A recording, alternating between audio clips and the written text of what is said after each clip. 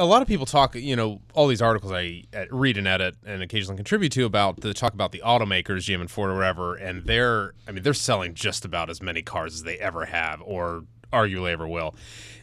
Is it the same case with both autos and airlines right now that this is probably as good as it's ever going to get?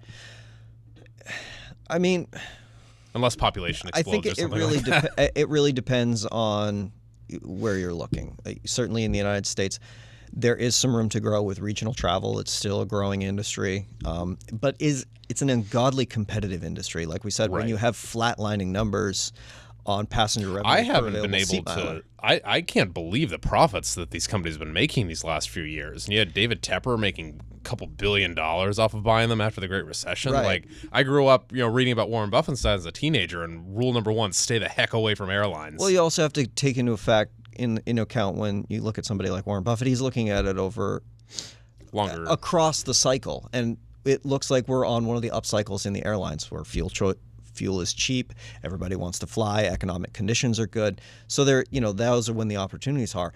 The big question will be is, can they carry some of that momentum into when oil prices start to increase? And that's going to be the biggest question for them going forward. How long is this party going to last with oil prices?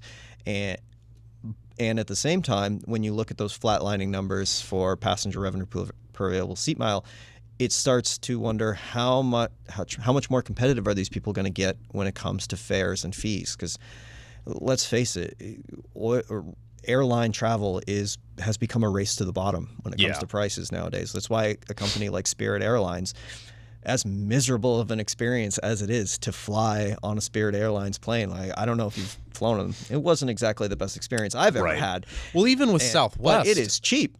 Oh my goodness, is it cheap? My flight to Port Columbus Airport in Ohio last week, I booked a month and a half in advance. My flight was $69 one way.